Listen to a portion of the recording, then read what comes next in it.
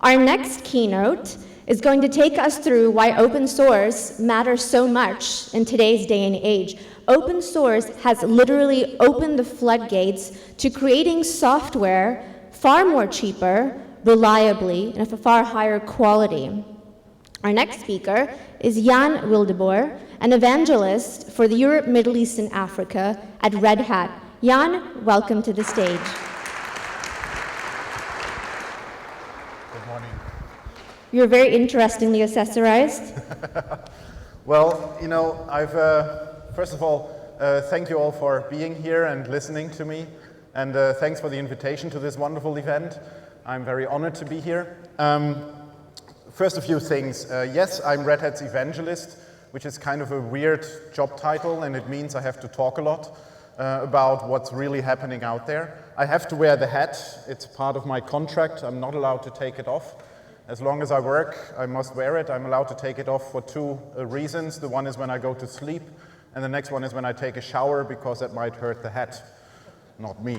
I've been at Red Hat now for 11 years, and I've seen this company growing from 700 people when I started to more than 10,000 people now selling free software. And there is a bigger reason behind that. There is a bigger problem that we're solving that we're hearing a lot about. So in the keynote before mine, you heard a lot about collaboration, innovation, and all that stuff. We heard in the opening discussion about how to collaborate. Open source has done something very weird. 25 years ago, a Finnish student named Linus Torvalds sat down on his 8386 and started to write something that later became Linux. Linux became a kernel, it became an operating system, and nowadays the world runs on free software. There is no way you can spend a day in a modern life without using open source and free software somewhere. It's in your mobile phone, it's in your television, it's in your DSL modem, it's in the big back-end systems that connect everything. And all of this is not because one guy in Finland thought it was a good thing to do. All of this is because there is a whole community out there and a lot of people who saw the opportunity and the possibilities to work in better ways with each other. So coming from a long time ago when this company and the open source movement started into where we are now, there are a few lessons we can learn. We heard about education, about how to solve education and how to change education into knowledge transfer. This is something we did 8 years ago. Some of you might remember. It's a project called the $100 laptop, where we created a small laptop for children and distributed them with the government's help in countries. And a lot of people have forgotten about this project. There's not many people talking about it anymore. But I can tell you one thing. This morning, 2.5 million children woke up with a $100 laptop to learn what the world has to offer. 2.5 million children this day are using open source technology to form their life. And a lot of them are in Africa, a lot of them are in South America. But we will have a more and more growing generation of people that understand what open source technology and what collaboration and sharing can really do for your future. We also see a few other things fundamentally changing. When we look at technology 20 years ago and when we look at technology now, the fundamental change is that everything is now becoming software defined. The hardware itself becomes less and less important. Lots of the layers that we used to put in specific hardware are now put into software. We have software-defined storage, software-defined networking, software-defined everything. Now, when everything becomes software, it makes a lot of sense, and it is even a prerequisite to work with it, that all of these different layers can talk to each other, that they are interoperable. So they need to speak the same language in whatever way. One solution to that is standardization. Using open standards for intercommunication of all these software layers works quite efficiently and quite well, because what we've also seen in the presentation before mine is the amount of data that we generate is growing exponentially. Now, if you have exponentially growing amounts of data, you run into a problem because you cannot work with all of that at the same time. When people tell me that big data and data-driven solutions are really working, I just show them my Amazon page of the stuff that Amazon tells me I should also buy, and I can tell you it's wrong almost all the time. We need to work a lot on these algorithms, and maybe we are looking at it from the wrong perspective. But coming back to interoperability, when we need all of these solutions to work together, one of the things that has happened in the past is extremely clear. More and more open source solutions are taking over.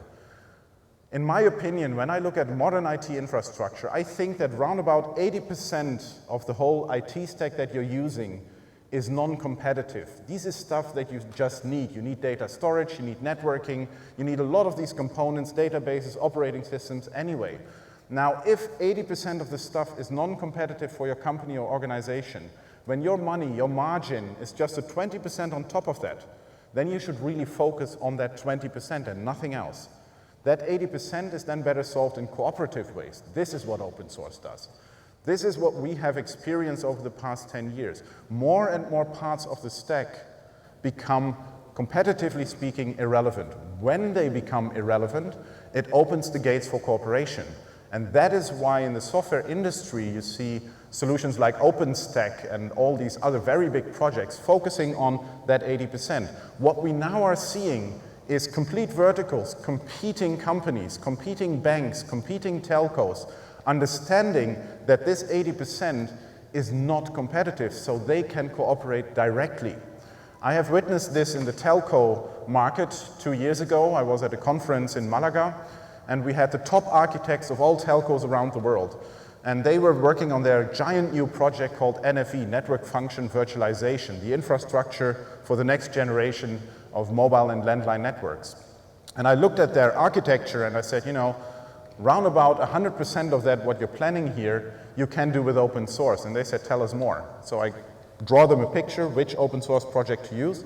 The end result was that Ericsson didn't like me, Nokia didn't like me, Huawei didn't like me, but the telcos started to like me, and now we have a project called OPNFV, which implements this whole project NFV in open source, and now we have Ericsson, Huawei, and Nokia coming back to it because they see, by working the open source way, by collaborating directly on these non-competitive parts, they can save 90% of their time to market and 80% of their development costs and make more money with their existing customers. So take this idea and transport it to the next vertical. That's what I'm doing right now. I'm talking to a lot of banks because banks have the same problem and they have the same regulations and they're under pressure from regulations worldwide. So again, in the software stack that you need for the banking sector, how many parts of those are competitive and which are non-competitive? We see people focusing on mobile banking apps, which is all the cool and shiny startup business. But what you need to be able to have these little agile developments on top is a rock-solid fundament. We're talking about money transfers. It has to be rock-solid. So the banking platforms themselves will always be there, but they are not really competitive. So let's again, this is what I'm doing next week. I'm going to Geneva. There's a big conference about all bankers of the world, 10,000 people, and I will make the same proposal. Why not work together on the parts that are non-competitive in an open source way so that we can all have a working fundamental layer for our IT stack that everybody can participate in and everybody can share because we're not hurting the margins, we're not hurting our business. And then with this idea, which is not really new, standardization and platform business is something that car manufacturers have been doing for almost a century now. So with this fundamental idea, you start to see that open source is a lot more than just a way to define and invent software. Open source is a mindset that is creeping into organizations. We have started at a very low level. We had a lot of people using our technology, and now we see up to the CIO levels an interest in open innovation and in sharing in this new kind of way. And this will not be a multi-billion-dollar business. That is a weird thing. We displace round about 60 to 90% of the typical software cost by using open source. So every time somebody uses open source, another company loses a lot of money. Bad for them, good for me. In total, I think that we need to look at the future in a collaborative way. We have been looking at creating more startups, more companies, more privatizing, more hoarding of data. Whereas reality shows that when we share, we gain far more. So setting up systems that allow us to share like we did with open source, like there is a worldwide global community of developers that work together by solving problems and not focusing directly on the business. That comes afterwards. Once you have a working solution, once you have a working platform, and you get more and more participation, it becomes a standard, it becomes used everywhere, and we see that more and more people come to use such a level of technologies. Now, how can we transport that to other fields? This is the big question. As the other speaker just mentioned, one of the biggest stop blocks in that is the whole system of intellectual property. I've been fighting against software patents 15 years ago in Europe. I went to the Commission, to the European Parliament, and said this is the wrong thing to do. I didn't 100% succeed, but I did get some good results out of it. Software patents are not the biggest problem right now in Europe. In the US, things are also changing. When we share the way that we are doing it in open source, we create opportunities for a lot of companies. Look at all the big buzzwords that we have heard in the technology industry over the past 5 years. Cloud computing, big data, agile development, DevOps, whatever terms you can think of. None of them could exist without open source technology. Look at all the big companies that are now ruling the internet. Facebook, Google, Twitter, Amazon. None of them could grow the way they have grown without open source technology. Open source is the driving force behind all of these new markets. And many people don't like it. Many people don't like to talk about it. I hear companies saying, yes, we're using open source technology embedded in all our devices, but we really don't want people to know because it might make us look a little less innovative. No, you're not. You should really start look at what free software has already changed in your life, in your private life, but also in the big corporate lives. All of these big systems, the back-end systems, everything runs on Linux. I give you a very little example. This here, this is a small chip. It's coming from China. It's an ESP8266. Don't worry, you don't have to know the technological details. What this thing does is it packs a processor, it packs RAM, it packs wireless LAN access and everything in a low power device, and the cost for this whole thing is $1. This is the Internet of Things right here in the palm of my hand.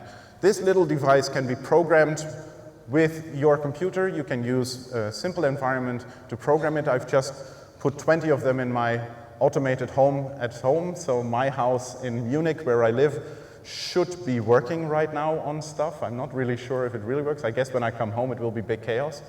But what you see here is that this processor power that is in this little device for $1, this was round about $200 10 years ago. Technology is making big progress. Technology is moving extremely fast. When you hear the numbers of trillions of sensor nodes and gazillions of data being produced, you know that we are heading into a new era. You know that we are looking at the world from a different view.